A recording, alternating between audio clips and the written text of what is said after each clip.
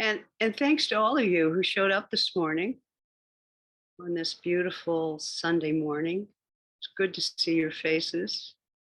Such a strange way we live nowadays.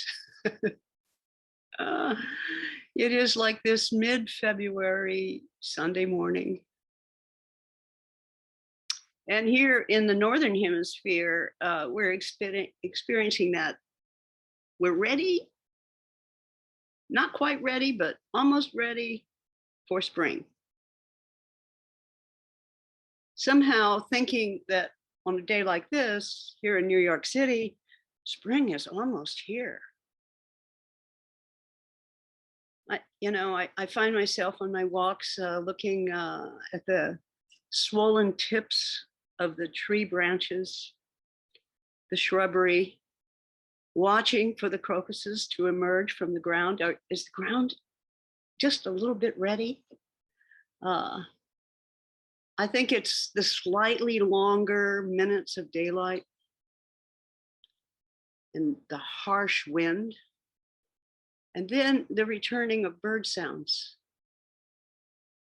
The promise of spring is almost here. And here in mid-February, it's been cold, really cold, icy cold. And just the other day, I was on my way back from a walk along the river. It was really cold. And I followed my usual path through Washington Square Park, walking just adjacent to the druggy section of the park, the northwestern section that we all kind of avoid. One doesn't actually walk through that part of the park, but everyone kind of walks around it because there's always conflict going on, rough stuff, people nodding off, others arguing, yelling, occasionally even some laughing and singing. But that day it was really, really cold. And there were fewer folk there. And it was so cold. And I stopped and I saw a man half dressed, pants falling down, his ass exposed, as he weaved and swayed and lurched.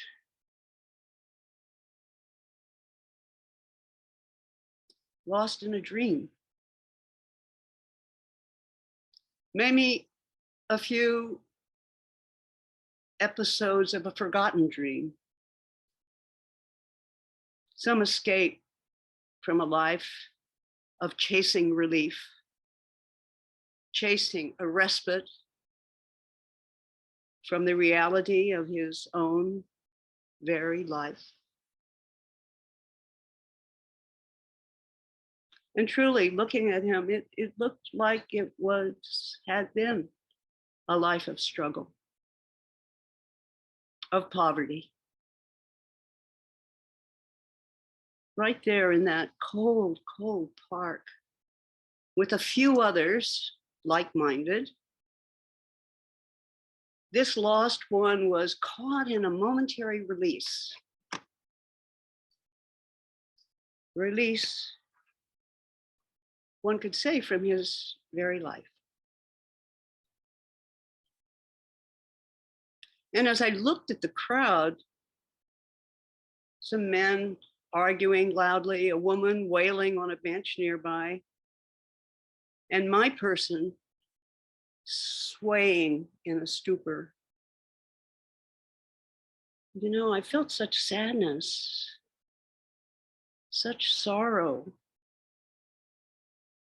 at the recognition that there was absolutely nothing that I could do in that moment to offer solace to those not aware of their own suffering, of their condition, of their brokenness. not able to meet themselves, or not able to meet what is here now, not able to even be conscious of the gold. And I asked myself, how can I give?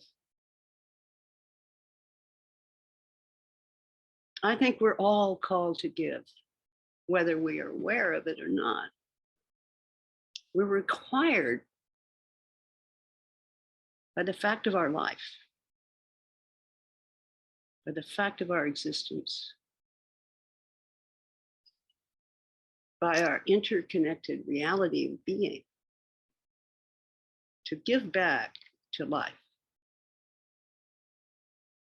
It is, in my view, what I call the first commandment, the first precept, the first rule of life itself. Do not harm. Take care of everyone, everything. And how can we do this with compassion or joy? That's our task in life, to figure that out. Idiot compassion would have stomped into the group and pulled up the homeless junkie's pants, ordered him to sit down and behave. Like Buddha, I didn't even consider doing that. But I thank that junkie and his friends for the deep and serious reminder that giving is what we are here to do.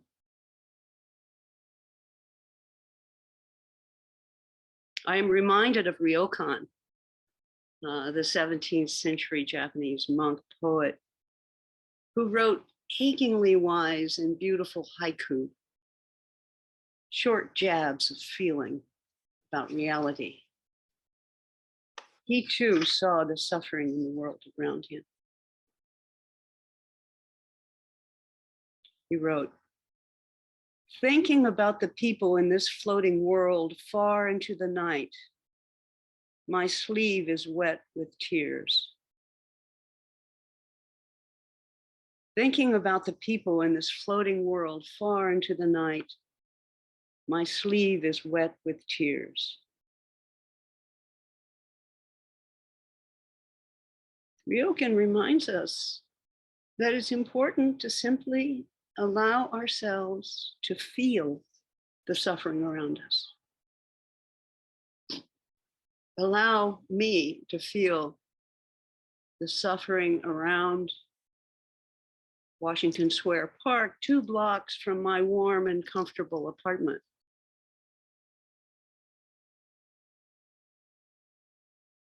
And I wonder, those of you listening today, spaces I see on the screen, if you allow yourselves to realize the suffering around you,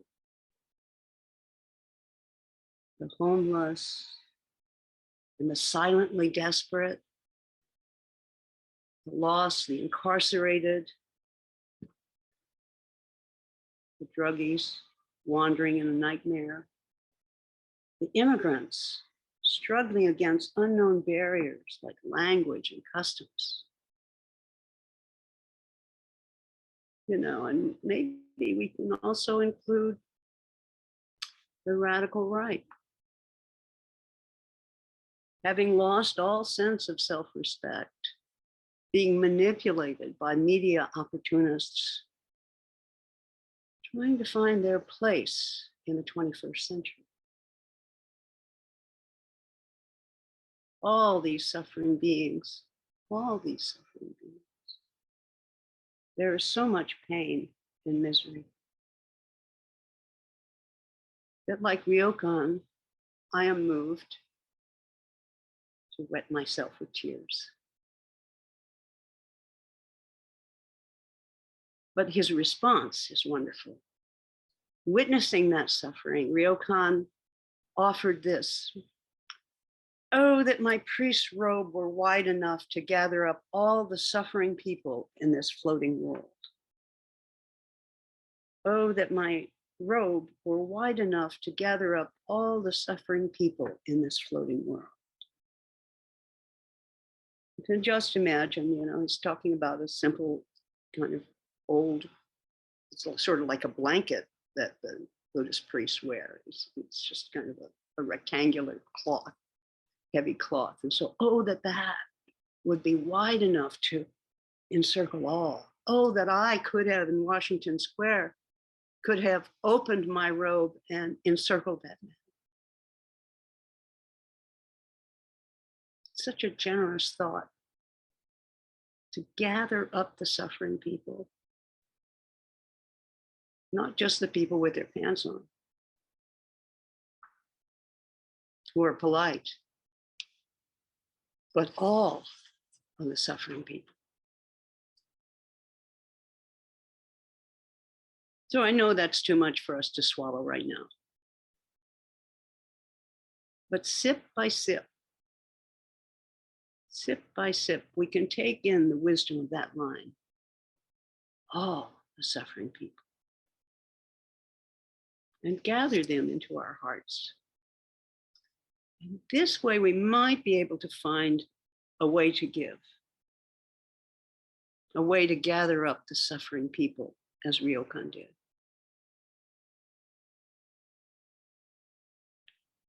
In our Ango study text, the Shodoka, we find this reminder. We know that Shakya's sons and daughters are poor in body, but not in the Tao. In their poverty, they always wear ragged clothing, but they have the jewel of no price within. This jewel of no price can never be used up, though they spend it freely to help people they meet. Listen again. We know that Shakya's sons and daughters are poor in body, but not in the Tao. In their poverty, they always wear ragged clothing, but they have the jewel of no price treasured within. This jewel of no price can never be used up, though they spend it freely to help people they meet. Shakya's sons and daughters, that would be us, those who follow the Buddha way, the descendants of Shakyamuni Buddha. And the line, in their poverty, they always wear ragged clothing, actually refers to that kind of the patchwork cloth that we wear either as a robe or as a rakusu, that we traditionally cut things up and then sew them back together, that help us to recognize the constructed nature of reality, how it's really just pieces upon pieces upon pieces. We look at our robes and say, is it one or is it many? Just like the Dharma. Are we one or are we many? Am I the star or am I the sky? And that raggedy quality points to the kind of unpretentious characteristic of Zen. Zen's not fancy. It's raggedy and strong. It can support you no matter what. The Shodoka goes on, but they have the jewel of no price treasured within. This jewel of no price can never be used up. What is that jewel that all of us here and now have, and which cannot be used up?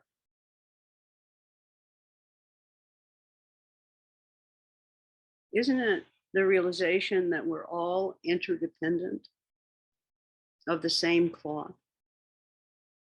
That our interbeing is what allows us to realize the way and to offer our lives for the benefit of all that is. As I look at this screen, I know some of you so well that have offered your hearts in different ways to the incarcerated, visiting them in prison or by letter. I think of the chaplains among you who show your wisdom and compassion every time you walk into a room. I think of you therapists, you artists, you teachers, musicians, writers, Sangha members, techs and cooks, all aspects of work that we do is a way we do make offerings. We make offerings of energy, of money, of service. This is dana. This is giving. And is a reflection of that jewel that is never used up within each of us. Dana, as you know, is a paramita, one of the 6 qualities of a bodhisattva. Dana is called the perfection of giving, or the giving of the other shore.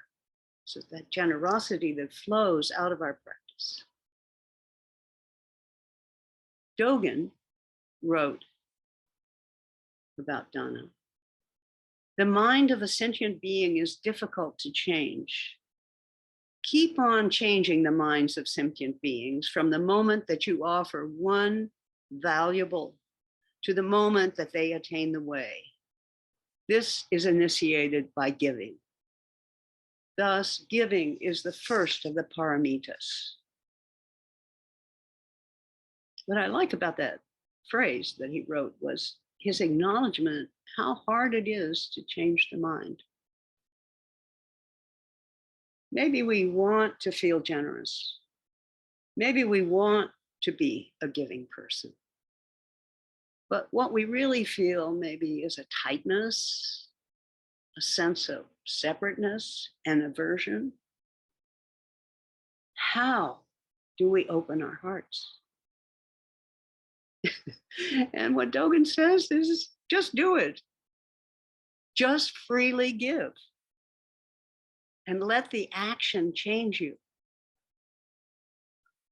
Try this with it just one unusual person in your life.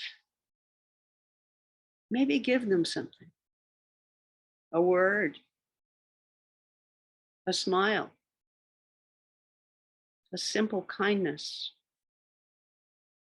Something so simple as that, you know, it's not having to deal with people asking you for money on the street. It can start with someone right next to you when you offer a kindness. And this begins to change your mind. It begins to change your heart. And it begins to change that of the ones you're speaking to, or relating to. So, you know, traditionally we think of dana in 3 ways. With material things, with the Dharma, and with services. So we can give money, we can give Dharma, a teaching. And I think anytime we give, we're giving Dharma, actually. And when we do that, and with services, we do something for somebody, open a door for somebody, simple as that. We offer a recognition and an underlying of our harmony and interconnectedness. Our dana can be a dropping away of body and mind, just for a moment, letting go of our separate self and recognizing it's not separate. We are part of everything. So dana is not something we should do. It is an experience of our interrelatedness, of generosity, of oneness. And it frees us from our selfishness and the attachment that binds us. Dogen said, if one can give away even a mote of dust as charity, even though it is one's own doing, one should quietly rejoice in it, because one has correctly passed on one of the virtues of the Buddhas, because one has begun to practice one of the principles of the Bodhisattvas. Even a mote of dust, it doesn't have to be much, you know. It can be a smile on the street.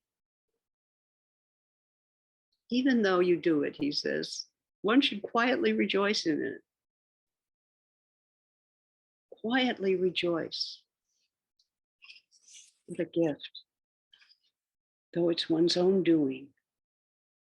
You can allow yourself to feel good about it. Just as we feel good when we sit zazen. Because one has begun to practice one of the principles of the Bodhisattvas. Practicing it. Just practicing it. We do it. So it can feel a little uncomfortable, a little scary, but practicing it gives us a model for future actions. So I think Dogen is saying, you know, act as if you were a bodhisattva. Just do that. Just act as if. Simple awareness, simple understanding, clarity, compassion. That was all I was able to give my friend in the park. And yet, that humble dana, in fact, changed me, reminded me to give. And for that gift, I'm grateful.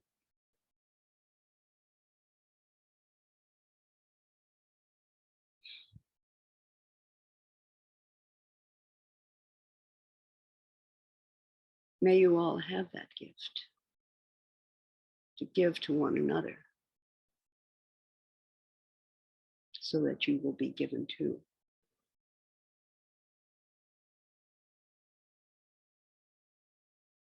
Let me offer a gatha. Thank you, thank you. Your suffering gave me an alert I wasn't looking for. But now in my heart, I see the gifts I can offer. Overflow, overflows, overflowing.